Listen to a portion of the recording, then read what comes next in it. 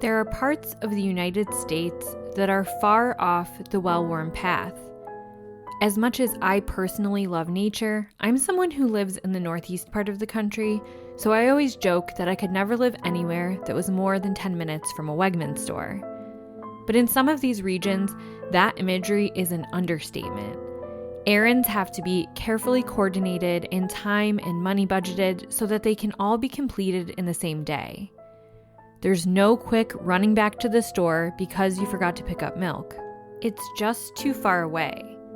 That's exactly what it was like for a young family living in a rugged part of Northern California in late 1977. A mother and her 2 toddlers set out to do a host of errands, but they didn't return when they said they would, or ever again. This case is filled with so many oddities, rumors swirl on all sorts of theories. Did the family get lost and succumb to the elements? Was the mother and her 2 children fleeing from troubles at home and looking to start a new life? Or were they the victims of foul play? My name is Megan, and each week on A Simpler Time, True Crime, I cover older unsolved cases and challenge the idea that a simpler time means a safer time. This week, I'm bringing to you the unsolved, mysterious disappearance of Mary, Fannie, and Jessie Stuart.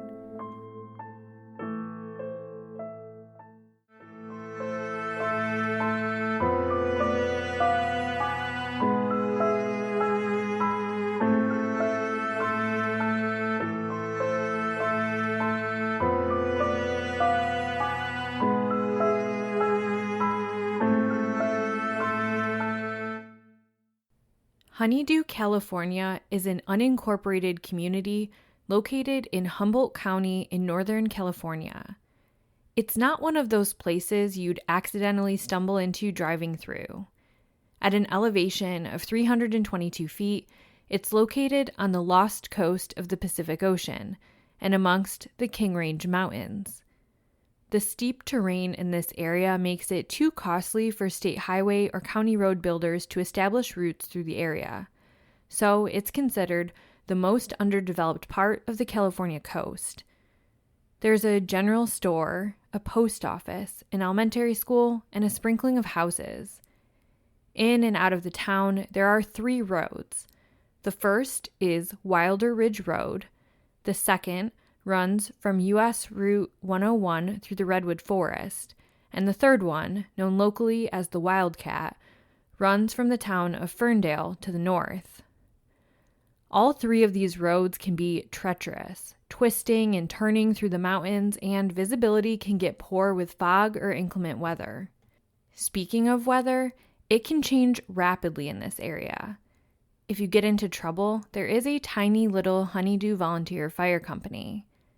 If you plan to visit, hopefully you bring your camping supplies or know a local, as there isn't any public lodging. But that tiny, off-the-grid feel draws people in who want that kind of lifestyle. At the time, Honeydew had even less people than it does now, just a few ranches and some early homesteaders and hippie types. And one such family was Brian and Mary Stuart. In 1977, the pair had 2 young daughters, Jessie Flo and Fannie Fawn, who were 2 years old and 1 year old respectively. Mary also had an older daughter from a previous relationship who lived with her father. There are hardly any photos out there of the family. Unlike some of the missing persons cases I cover on this show, there's just one photo I have of each of them. Both little girls had light-colored hair and hazel eyes, with Fannie's hair having more of a reddish hue to it and Jessie's being very light blonde. Mary was 32 years old at the time, and Brian was 29. Brian was a self-employed carpenter and Mary a full-time mother. There isn't much out there about the couple or their lives leading up to the fateful day that changed everything. The one thing that is out there is that Brian had a nasty temper and sometimes got physical. Now, I typically like to deep dive into details, as you know, if you're a regular listener to this podcast, but that wasn't possible for this case, and yet it's still important to me that the stories get told, even when the information is scarce. So here's what we do know. Brian Stuart stated that on December 10th, 1977, that his wife and 2 daughters left their home at around 10 a.m. Mary was going to make the hour-and-a-half drive to Eureka in their red Opel station wagon with license plates 456 ALL. She had a broken TV in the car that she planned to take to a TV repair shop in Eureka. There was also one in Fairfield, California, that she considered stopping at as well. She also had to bring clothes to the laundromat, go grocery shopping, and stop in to see an optometrist. As I said in the start of this episode, when it takes that long to get into a major town for items, you kind of have to pack it all into one day. Brian said she was due to be home before it got dark at night, but she didn't come home. It's unclear why he didn't reach out to police right away, but there is also nothing to say about what he did to go look for her. It's possible that in this time before cell phones, he thought she stopped for the night, if maybe she was having car troubles and couldn't reach him. She had $200 in cash with her for the expenses for the day, so that would have gotten her much farther in 1977 versus now, but it's still not enough to do too much with. With light details, it's easy to get too far into speculation. So I'll try to stay focused on the facts and let you decide for yourself what you think happened. The next thing we know is that Brian reported his wife and 2 daughters missing to the police on December 13th, 1977. If you go into articles at the time, some will say that Brian wasn't the one who reported them missing, but a friend. However, the actual police posters from the time do indicate it was Brian himself. Why there was a 3-day gap in reporting them missing, that they don't get into. There were searches conducted along the route Mary would have taken back from Eureka, and they didn't see any sign of the station wagon, Mary, or the girls. 25 volunteers came together to comb through the remote areas of Windy Nip, Panther Gap, Bull Creek, Honeydew, and up by Ferndale. But these searchers came up empty. Investigators knew they first wanted to establish, did the 3 ever even make it to Eureka in the first place? And based on investigators' findings, they began to think that they hadn't.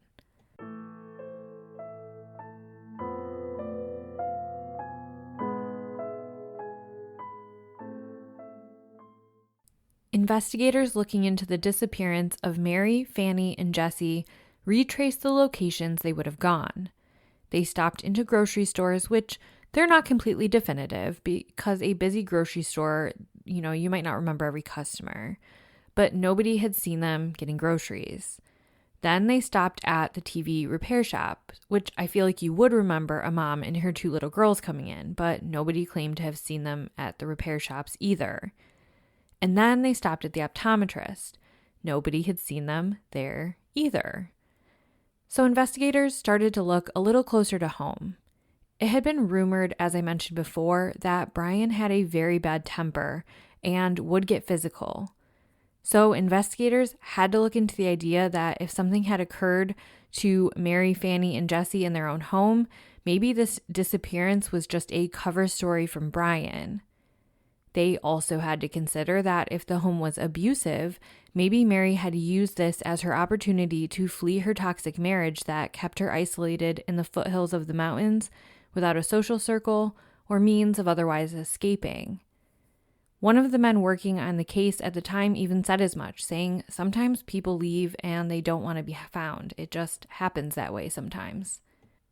Christmas of 1977 arrived and passed with no signs of Mary or the girls. Meanwhile, Brian seemed to be drinking his troubles away. It was also widely reported that he was into hard drugs. One evening, just after Christmas, Brian got into a bar brawl at a place called The Hideaway and was kicked out of the bar. The altercation continued and police were called. Brian retreated to a nearby home, and when officers showed up, he pulled out a rifle and fired at the vehicle. He missed striking the officer, but was arrested for attempted murder. As a side note, those charges were eventually dropped due to insufficient evidence to move forward, which honestly is mind-blowing to me. But it did give some insight into his hot temper, one that could have caused harm to his family or caused his family to want to run away.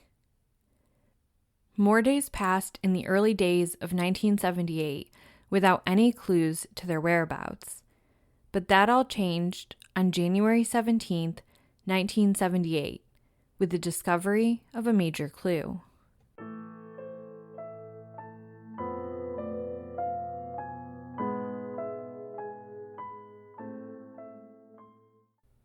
"38 days after their disappearance, Mary's red station wagon was located.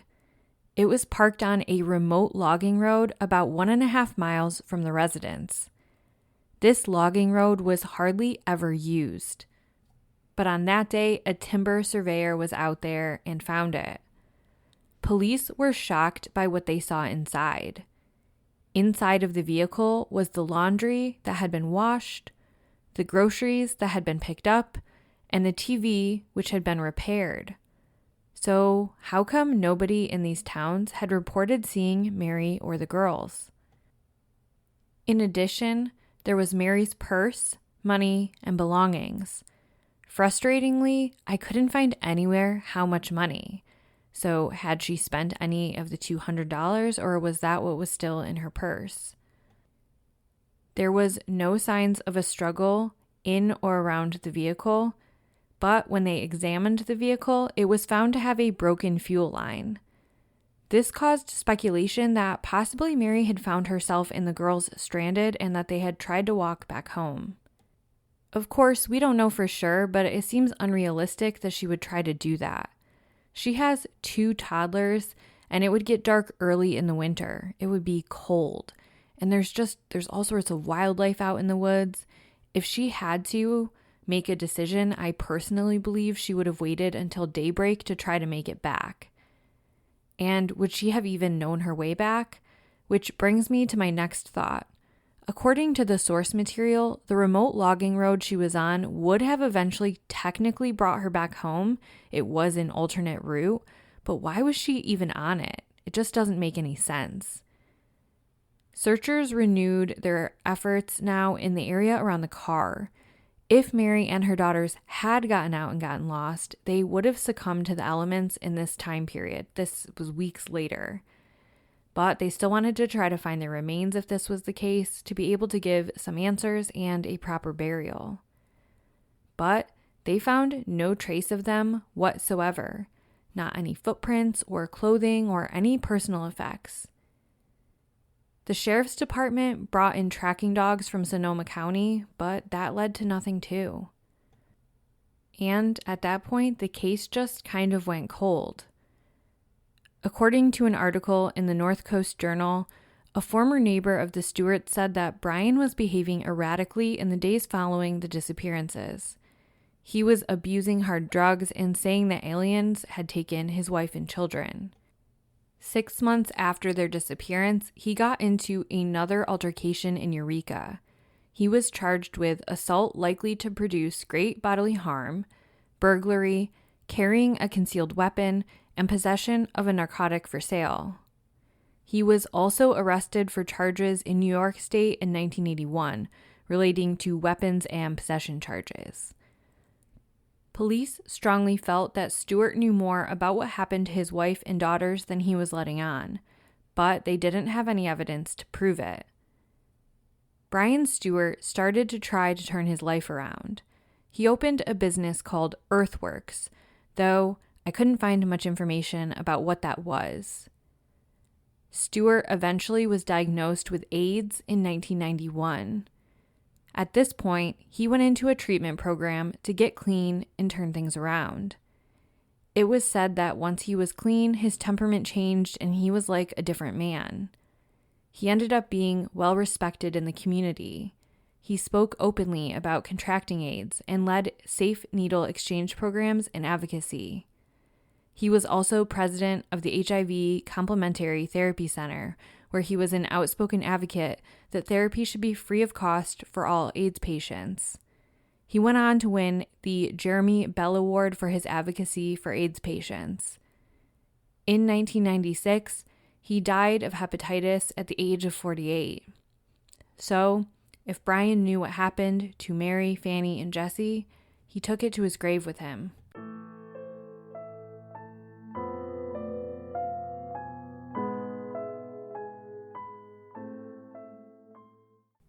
We may never know what happened to Mary, Jessie, and Fannie on that December day, but of course the goal is for that to change. I've put together a few possibilities of what could have happened to them. First, there's the possibility that Mary was fleeing an abusive household. In that scenario, she could have planned to do this with somebody to pick her up and stage it to look like her car broke down and they were lost in the wilderness.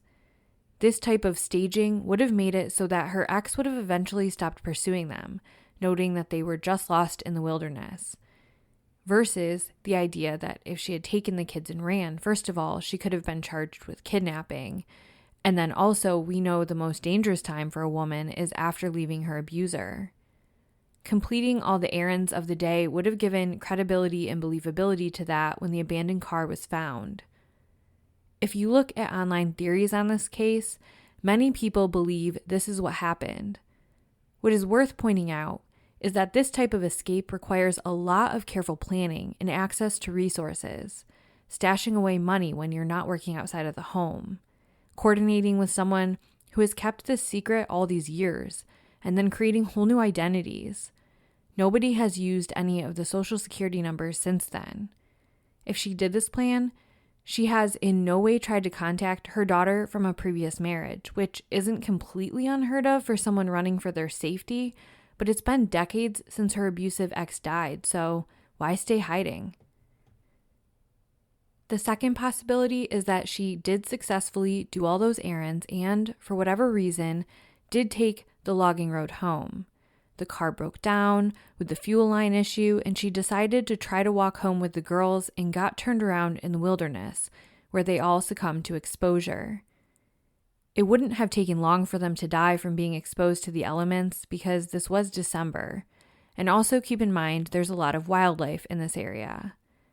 I said earlier in the episode, it would surprise me if she attempted to take the girls out and make her way back with toddlers, but she may have thought that they would have been too cold overnight in the car waiting, and maybe she thought, okay, I know this area well enough, and she may have had some sense of where she was going to get home.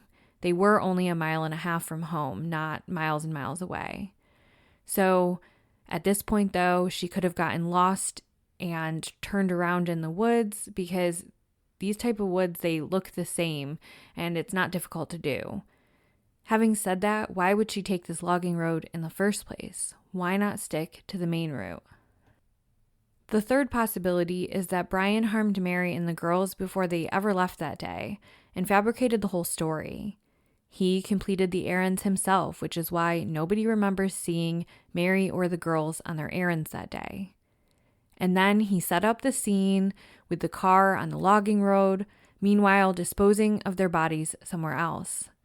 Some questions I have with this are, did investigators ever go back to the laundromat and TV repair shops and grocery stores and see if Brian came in?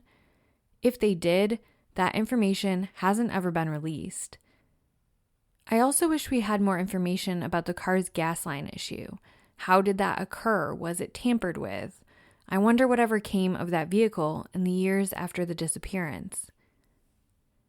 The fourth possibility is that Mary and the girls did go out and do all those errands. They got home, and perhaps she was later than Brian was expecting, or he was very high on drugs, and some altercation happened the moment she got home. If that is the case, I wonder if he killed them immediately upon returning home, and then went forth with the staging of the disappearance. In 2018, the Humboldt County District Attorney's Office reopened the investigation with the hopes of getting answers for Mary's surviving daughter. They stated that original law enforcement that worked on the case actually came back into town to help to go through the case again. They also found people in the area who were not originally spoken to at the time of the disappearance, and they stated that those individuals shed more light on things, but they didn't go into specifics. They then publicly did state that it is their opinion that Brian Stuart was responsible for the disappearances of his wife and 2 daughters, and that foul play is suspected. Despite this, they say that one of the reasons you reopen a cold case where the main suspect is dead is to try to find others who either were also involved or who may know information but have never came forward. The sheriff's department has not ruled out the possibility that more than one person is responsible for the deaths of Mary, Jessie, and Fannie. Still, despite this renewed investigation, no further answers have come out of it. Is it technically possible that Brian's anger and actions after the disappearance of his wife and daughters was him just acting out in grief? Maybe, but it still bothers me that he waited so long to report them missing. And so no matter how much he turned his life around, I have a hard time believing he did not contribute to the disappearances of his wife and daughters. But that's just my personal opinion. While this case may seem unsolvable, there are a few outcomes that could lead to answers. If Mary and the girls got away and started a new life with new identities, it's possible that doing genealogy kits like 23andMe or Ancestry could make connections to Mary's living daughter and reunite her with her sisters if someone happens to do one. This, of course, would be the best case scenario we are all rooting for. But there is always the strong possibility that they didn't make it out alive with whatever happened to them, and that their bones still remain somewhere up in those mountains. That could be a needle in a haystack, but each year remains are found across the country and put into databases, and people work really hard to identify them and who they are, both web sleuths and official law enforcement. According to the source material, the girls have been ruled out over the years as being certain child Jane Does, such as the Bear Brook Jane Doe, for example. I couldn't find what comparisons have been made for Mary, if any.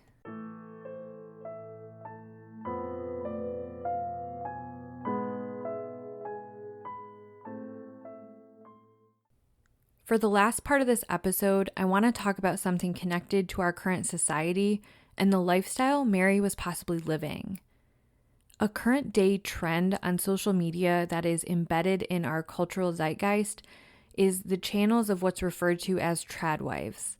These are women who have assumed traditional gender roles and are typically doing all the household-related work, raising the children, cooking the meals from scratch, tending to all those house chores, caring to all the perceived needs of her husband, deferring to his decisions on things, often homeschooling their children, etc.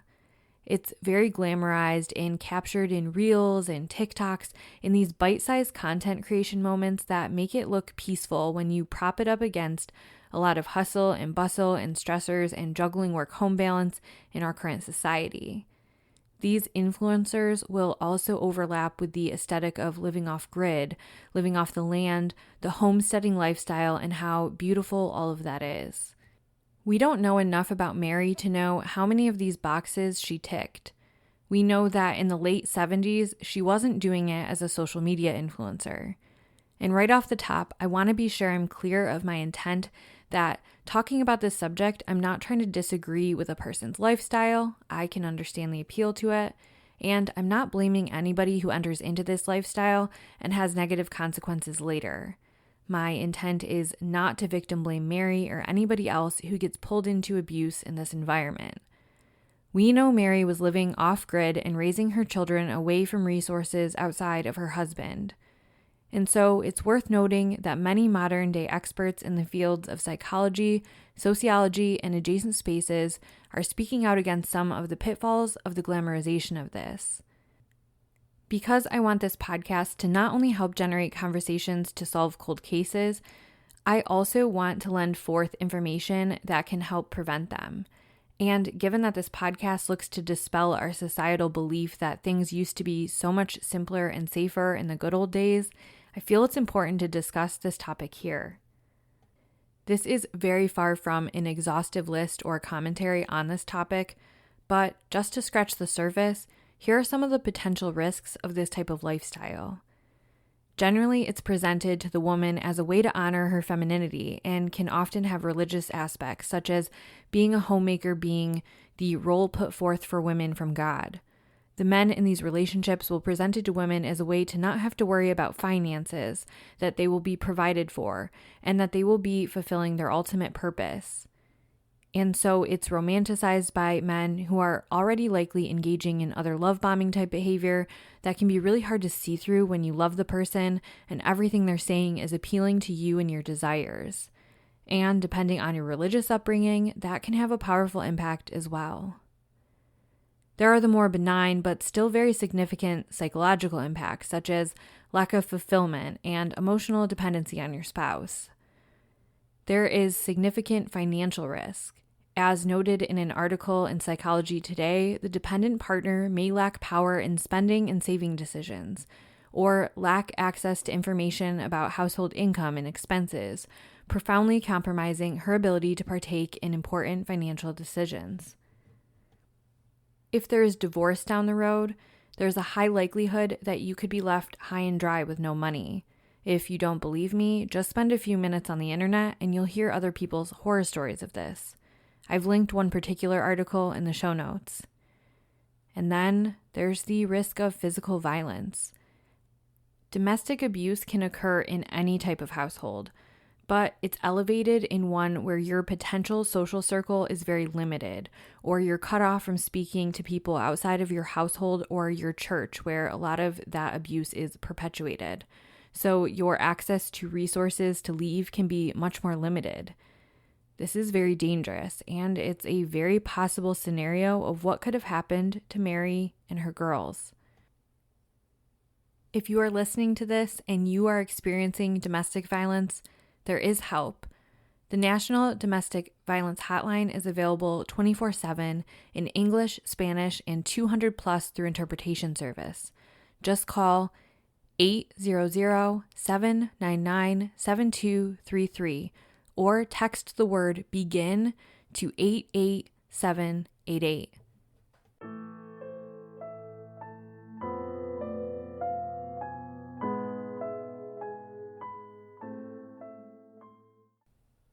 This case absolutely haunts me.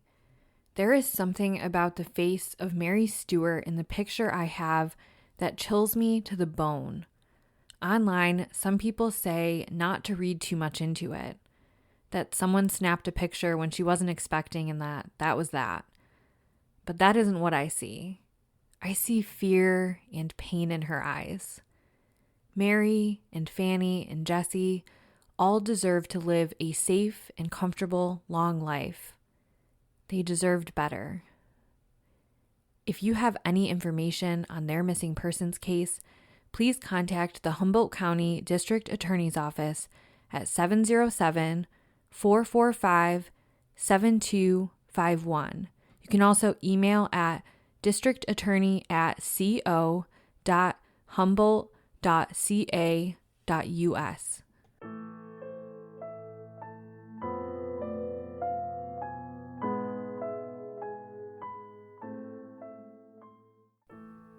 This has been another episode of A Simpler Time True Crime. If you appreciate the work I'm doing, please leave a 5-star review wherever you get your podcasts. Case suggestions can be made to simplertimecrimepod@gmail.com. I love discussing cases on social media, so please feel free to do so on any of our social media platforms. I'm on Instagram, Facebook, TikTok, and you can also just go into the comment section of the podcast on your listening platform. Your word of mouth recommendation of this podcast to others helps me grow and share these cold cases with others to get the word out. And as always, thank you so much for listening.